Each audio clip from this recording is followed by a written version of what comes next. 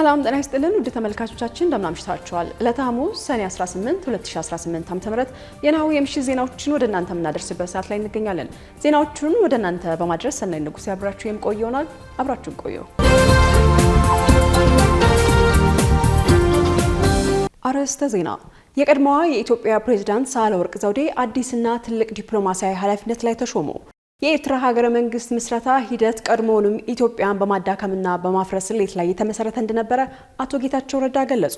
ከውጪ ኢራን ያለ ፈቃዷ የሆርሙዝ ባህርን ለማቋረጥ የሚደረገውን ሙከራ እንዲቆም አስጠነቀቀች።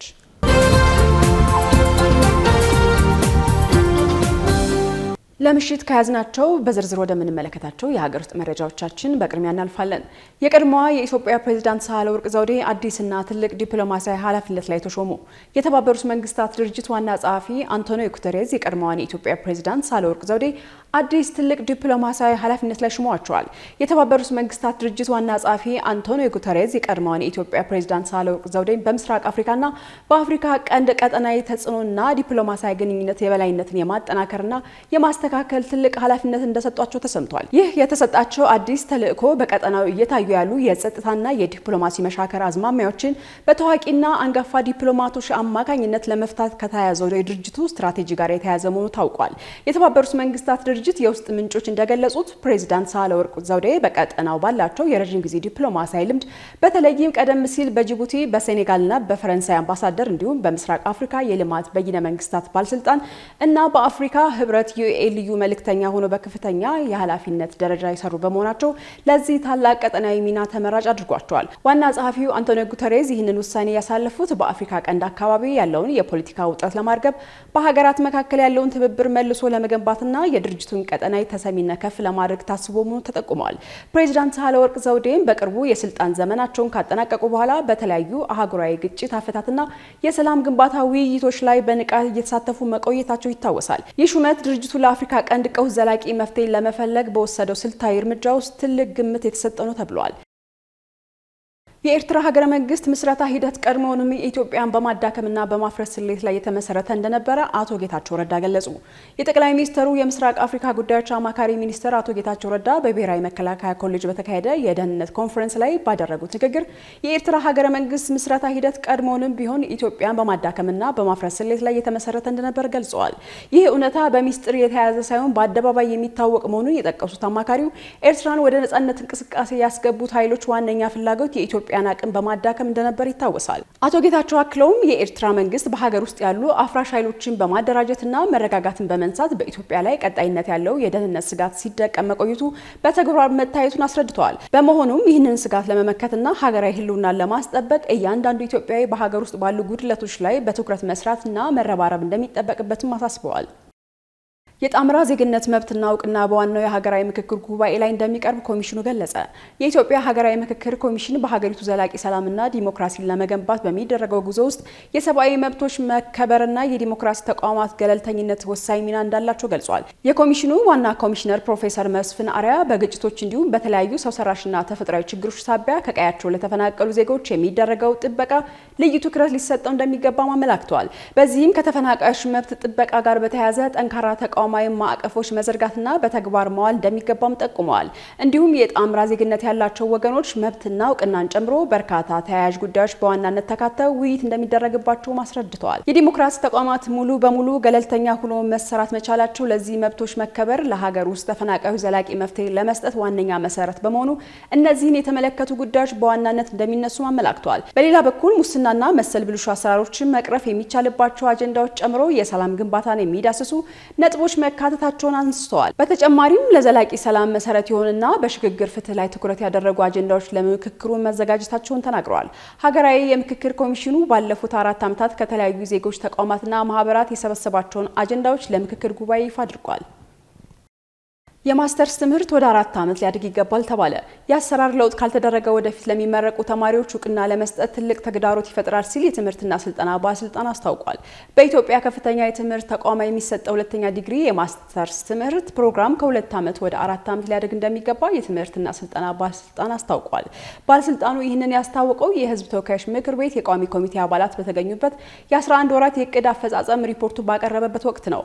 ባለስልጣኑ መስሪያ ቤቱ በሰጠው ሙያዊ ማብራሪያ በአሁኑ ወቅት በሀገሪቱ በ2 ዓመት መደበኛ የመርሃ ግብር እየተሰጠ ያለው የማስተርስ ትምህርት አዲስ ከጸደቀው የብቃት ማረጋገጫ ማዕቀፍ ደንብ ከዓለም አቀፍ በተለይም ከአውሮፓ ስታንዳርድ ጋር የማይገናኝ ሆኖ ተገኝቷል። ይህ ክፍተት በአስቸኳይ የማይስተካከል ከሆነ ወደፊት ለሚመረቁ ተማሪዎች የትምህርት ማረጋገጫ ሰርቲፊኬት ወይንም እውቅና ለመስጠት ትልቅ ተግዳሮት እንደሚሆን ባለስልጣኑ አስገንዝበዋል። ከነዚህም መካከል በሀገራችን ዩኒቨርሲቲ መግቢያ ነጥብ ሳያመጡ ወደ ውጭ ሀገር ሄደው ከተማሩ በኋላ ወደ ሀገር ቤት ሲመለሱ የሚጠየቁት የብቃት ማረጋገጫ ጉዳይ ትልቅ አነጋጋሪ አጀንዳ ሆኗል። ባለስልጣን መስሪያ ቤቱ እንዳመላከተው ለአማራጭ ትምህርት ክሬዲት ስርዓት በአውሮፓ ከፍተኛ የሆነ መስፈርት በኢትዮጵያ ደንቦ ውስጥ ዝቅተኛ ሆኖ ተቀምጧል። ይህ ወደ ዓመት ሲተረጎም የማስተርስ ፕሮግራም ደንቡ ከጸደቀበት ቀን ጀምሮ የ4 ዓመት ፕሮግራም መሆን እንዳለበትም አስገድዷል። ጉዳዩን በተመለከተ ለሳይንስና ከፍተኛ ትምህርት እንዲሁም ለትምህርት ሚኒስቴር በደብዳቤ ቢገለጽም እስካሁን ምንም ምላሽ አልተገኘም ተብሏል። ከ44,000 በላይ ዜጎች የአስተዳደር በደል ተፈጽሞብናል ማለታቸውን እንባ ጠባቂ ተቋም አስታወቀ። የኢትዮጵያ ሕዝብ እንባ ጠባቂ ተቋም ከ44,900 በላይ ሰዎች የአስተዳደር በደል ተፈጽሞብናል የሚል አቤቱታ ማቅረባቸውን ዛሬ ለፓርላማ ባቀረበው የ2018 ዓ.ም የ11 ወራት ሪፖርት ላይ ገልጿል። ከስሞታ አቅራቢዎቹ ውስጥ ከ17,000 በላይ ወንዶች፣ ከ7,900 በላይ ሴቶች ሲሆኑ ቀሪዎቹ ከ19,900 በላይ ደግሞ በጾታ ያልተለዩ መሆናቸውን ገልጿል። ጠቅላላ ብዛታቸው ከ44,900 በላይ ዜጎች በደል ተፈጽሞብናል ብለው ቅሬታቸውን ማቅረባቸውን ተቋሙ ገልጿል። ከቀረቡ አቤቱታዎች መካከል 1437 በመንግስት ተቋማት ላይ የቀረቡ መሆናቸውን ያስረዳው ተቋሙ በግል ድርጅቶች ላይ የቀረቡት ደግሞ 278 ብቻ መሆናቸውን አመላክቷል። አቤቱታዎቹ በዘርፍ ሲዘረዘሩ ደግሞ 306 ጡረታ፣ 86 ይዞታ፣ 408 አገልግሎት አለማግኘት፣ 452 የካሳ ጥያቄ፣ 197 ትምህርት፣ 24 የመረጃ ጥያቄና 8 ልዩ ልዩ ጉዳዮችን የሚመለከቱ 234 መሆናቸው ተጠቅሷል። በዚህም በ11 ወራት ውስጥ 792 አቤቱታዎች ተቀባይነት አግኝተው ለምርመራ እንደተመሩ ያስረዳው እንባ ጠባቂ ተቋሙ ከ2017 በጀት ዓመት የዞሩ 282 መዝገቦችን ጨምሮ በድምሩ 1074 መዝገቦች ላይ ምርመራ ተከናውኖ 68 የሚሆኑት በቅድመ ምርመራ መፍትሄ እንዳገኙ አስታውሷል።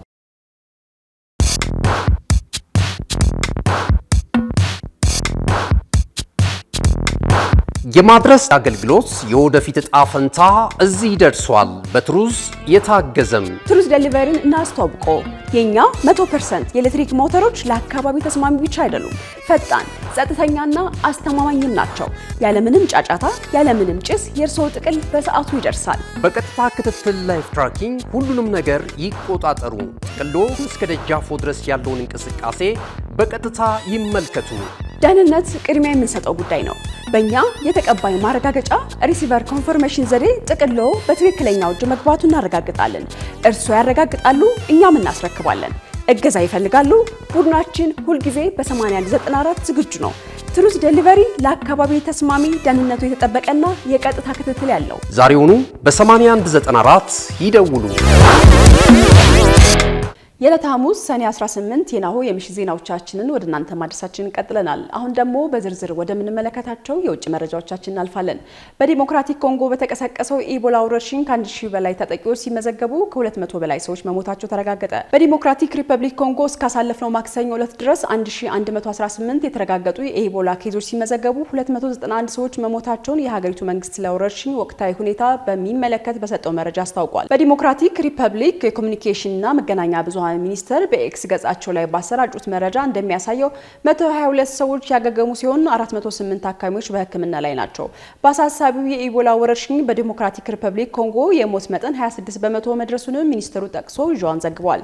በአፍሪካ የተከሰተው የኢቦላ ወረርሽኝ በተቀሰቀሰበት አካባቢ ያለው ቁጥር እየጨመረ ቢመጣም ዓለም አቀፍ ስጋቱ ግን አሁንም ዝቅተኛ ነው ሲሉ የዓለም ጤና ድርጅት ዋና ዳይሬክተር ዶክተር ቴድሮስ አድሃኖም አስታውቀዋል። የኢቦላ ወረርሽኝ የምላሽ እርምጃዎችን ለማሳደግና የበሽታዎችን ክትትልና የማወቅ አቅምን ለማጠናከር ጥረት ቢደረግም አሁንም ትልቅ ተግዳሮቶች መኖራቸውን ዶክተር ቴድሮስ በጄኔቫ በሰጡት ጋዜጣዊ መግለጫ ላይ አስጠንቅቀዋል። ኢራን ያለ ፍቃዷ የሆርሙዝ ባህርን ለማቋረጥ የሚደረገው ሙከራ አስጠናቀቀች። የኢራን አብዮታዊ ጠባቂዎች ከቴሄራን ፍቃድ ውጪ በሆርሙዝ ባህር ላይ ለሚጓዝ በሚሞክሩ መርከቦች ላይ ተገቢ እርምጃዎች እንደሚወስዱ አስታውቀዋል። ማስጠንቀቂያው የመጣው የዩናይትድ ስቴትስ ከፍተኛ ዲፕሎማት ማርክ ሮቢዮ በባህሬን ሲጎበኙ ዋሽንግተን ከኢራን ጋር ያለውን ጦርነት ለማቆም የመጨረሻ እልባት ለማምጣት ስትፈልግ የባህረ ሰላጤ አጋሮቿን ጥቅሞቻቸውን እንደምትጠብቅ ቃል ከገቡ በኋላ ነው ተብሏል። ሮቢዮ የባህረ ሰላጤው ሀገራት ግጭት ወቅት በቴሄራን ሚሳኤሎችና ሰው አልባ አውሮፕላኖች ኢላማ ያደረጉትና ወሳኝ የነዳጅ የጋዝ ጭነቶቻቸውን በኢራን የሆርሙዝ ባህር ላይ ዳርቻ በመዝጋት የተመለከቱትን የባህረ ሰላጤውን ሀገራት ለማረጋጋት በክልላዊ ጉብኝት ላይ ናቸው። የውጭ ጉዳይ ሚኒስትሩ ማርክ ሮቢዮ የዩናይትድ ስቴትስን የባህር ሰላጤ አጋሮች በዋሽንግተን ከኢራን ጋር በተደረገው ውይይት የመካከለኛው ምስራቅ ጦርነትን የመጨረሻ ልባት ለማድረግ ስትፈልግ ጥቅሞቻቸውን እንደምትጠብቅ ቃል ገብተዋል። በባህረ ሰላጤው ካሉ ሀገሮች ጋር ሙሉ በሙሉ እንስማማለን ያለችው ዩናይትድ ስቴትስ በእያንዳንዱ ውሳኔ ላይ ውይይቶች እንደምታደርግም ተናግረዋል። የእስራኤል ጦር በበኩሉ በደቡባዊ ሊባኖስ ውስጥ ወታደራዊ ጦር እንቅስቃሴዎች መቀጠላቸውን አስታውቋል። በደቡባዊ ሊባኖስ አንድ የእስራኤል ወታደር ተገድሏል። የተኩስ አቁም ቢደረግም ከሂዝቦላ ታጣቂዎች ጋር ግጭቶች አሁንም እንደቀጠሉ ናቸው። በደቡባዊ ሊባኖስ ከሂዝቦላ ጋር በመጋቢት ወር መጀመሪያ ላይ የተቀሰቀሰው ጦርነትን ተከትሎ 37 ወታደሮችና አንድ ሲቪል ኮንትራክተር መገደላቸውን ወታደራዊ አዛዥ ለፈረንሳይ የዜና ወኪል ተናግሯል።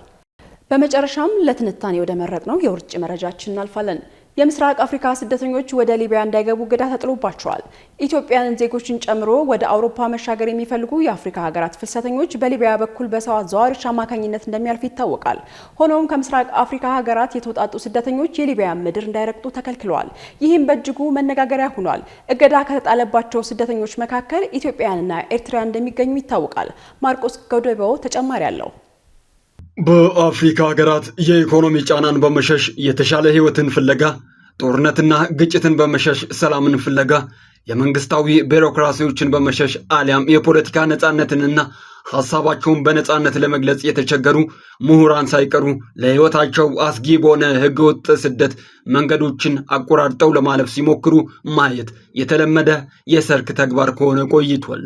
በእነዚህ የህገወጥ ስደተኞች ጉዞዎች ለአካላዊና ስነ ልቦናዊ ጉዳት የሚዳረጉ በትናንሽ ጀልባዎች ባህር ለማቋረጥ ሲሞክሩ የውሃ ሲሳይ ሆነው የሚቀሩ ስደተኞችም ቁጥር ቀላል አይደለም። በኢኮኖሚ አቅማቸው ደካማ በሆኑትና የፖለቲካ ቀውስ በሚያተራምሳቸው አብዛኛዎቹ ሀገራት የኢኮኖሚ ቀውስና የሥራ ዕድል ማጣት ለዜጎች ዋነኛ የስደት ምክንያቶች መሆናቸውን በተለያዩ ጊዜያት የወጡ ሪፖርቶች ይጠቁማሉ። ተገደው ለቀውት ከሚወጡት ሀገር ለተሻለ ህይወትን ፍለጋ በተሰደዱበት ሀገርም ያሰቡት ሞልቶላቸው ካሰቡበት የሚደርሱ ስደተኞች እጅግ አናሳ ናቸው። ለጉልበት ብዝበዛ፣ ለተመሳሳይ ስራ አፍሪካውያን ስደተኞች ስለሆኑ ብቻ ዝቅተኛ ክፍያ የሚፈጸምባቸው አጋጣሚዎችም በርካታ ናቸው። አሁን ደግሞ ዓለማችን ባስተናገደቻቸው ከባባድ ፈተናዎች የተነሳ የአውሮፓ ሀገራት ስደተኞችን ከሀገራቸው ማስወጣት፣ ወደ ሌሎች ሀገራት ማዘዋወር እንዲሁም በህጋዊ መንገድም ስደተኞችን ላለመቀበል ቪዛ እስከ መከልከል የደረሰ እርምጃ መውሰድ እንደ ሁነኛ መፍትሄ እየተጠቀሙበት ይገኛሉ። ይህ እርምጃ በተለይም እንደ አውሮፓውያኖቹ የዘመን አቆጣጠር ከ2019 ከኮቪድ ወረርሽኝ መቀስቀስ ጀምሮ አሁን ላይ ደግሞ በመካከለኛው ምስራቅ በተቀሰቀሰው ጦርነት እንዲሁም በሩሲያና ዩክሬን በቀጠለው ጦርነት ኢኮኖሚያቸው የተዳከመው የአውሮፓ ሀገራት ስደተኞችን ለማስተናገድ ፍላጎት እያጡና የተራዱ በጀቶቻቸውንም እስከ ማጠፍ ደርሰዋል። በአፍሪካ ሀገራት በተለይም በምስራቅ አፍሪካ በሀገራቱ ውስጥ ያሉ የፖለቲካ ቀውሶችን በመሸሽ የኢኮኖሚ ጫናዎችን መቋቋም የተሳናቸው እንዲሁም በሀገሪቱ ባሉ የጸጥታ መደፍረሶችና የሀገራቱን የሰብአዊ መብት አያያዝ በመሸሽ የሚሰደዱ ዜጎች ቁጥር ተበራክቷል። አብዛኛዎቹ እነዚህ ስደተኞች ህገወጥ የስደት መንገዶችን በመምረጥ ለተለያየ አይነት ጉዳት ሲዳረጉና የባህር ላይ ሲሳይ ሆኖ ሲቀሩም ተስተውሏል። ቢቢሲ በፊት ገጹ ይዞት በወጣው ዘገባ የምስራቅ አፍሪካ ስደተኞች ወደ ሊቢያ እንዳይገቡ እገዳ እንደተጣለባቸው አስነብበዋል። ኢትዮጵያውያን ዜጎችን ጨምሮ ወደ አውሮፓ መሻገር የሚፈልጉ የአፍሪካ ሀገራት ፍልሰተኞች በሊቢያ በኩል በሰው አዘዋዋሪዎች አማካኝነት እንደሚያልፉ ይታወቃል። ሆኖም ከምስራቅ አፍሪካ 4 ሀገራት የተውጣጡ ስደተኞች የሊቢያን ምድር እንዳይረግጡ ተከልክለዋል። ይህም በእጅጉ መነጋገሪያ ጉዳይ ሆኗል። እገዳ ከተጣለባቸው ስደተኞች መካከል ኢትዮጵያውያንና ኤሪትሪያውያን እንደሚገኙበትም ታውቋል። ዘገባው እንደሚያብራራው ከሆነ የኢትዮጵያ፣ ኤርትራ፣ ሱዳንና ሶማሊያ ዜጎች ወደ ምስራቅ ሊቢያ ግዛት እንዳይገቡ ታግደዋል። ኢትዮጵያውያን ዜጎችን ጨምሮ ወደ አውሮፓ መሻገር የሚፈልጉ የአራቱ ሀገራት ፍልሰተኞች በሊቢያ በኩል በሰው አዘዋዋሪዎች አማካኝነት እንደሚያልፉ ይታወቃል።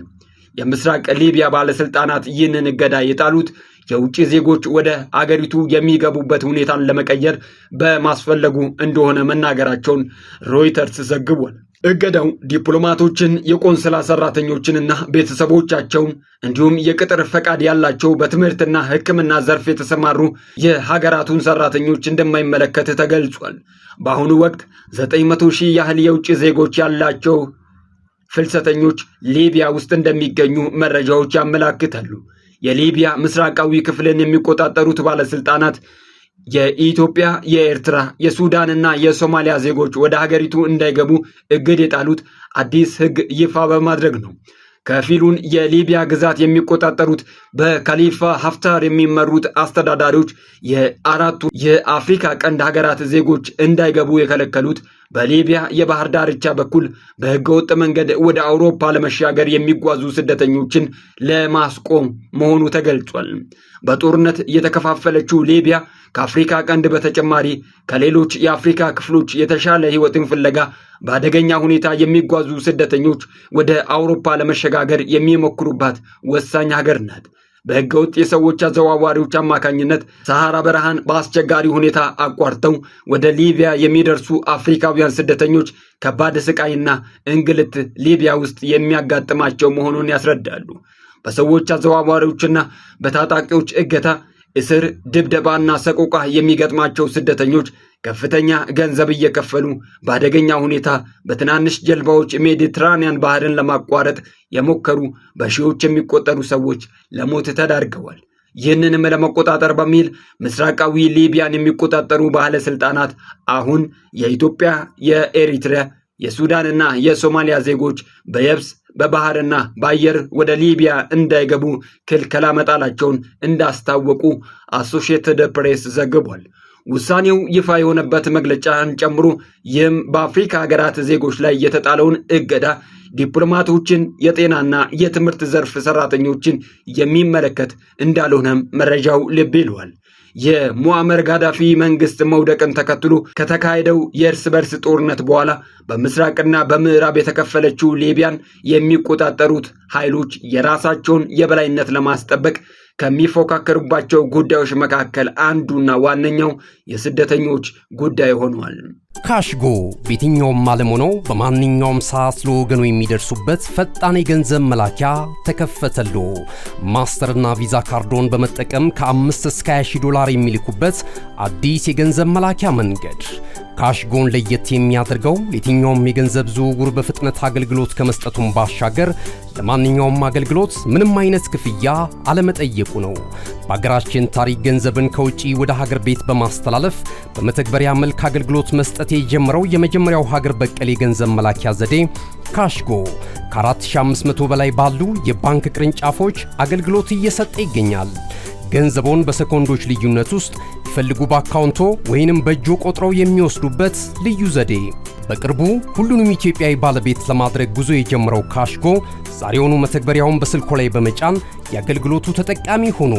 ፍጥነት መለያችን፣ ኢትዮጵያን መክፈቻችን፣ ካሽጎ ነው መላኪያችን። ካሽጎ የአዲሱ ትውልድ ብራንድ። የሰኔ 18 የናሁ የምሽት ዜናዎቻችን የተከታተላችሁትን ይመስል ነበረ። ከዜናዎቹ ጋር ሰናይት ንጉሴ አብራችሁ ቆየሁ። መልካም ምሽት ይሁንላችሁ።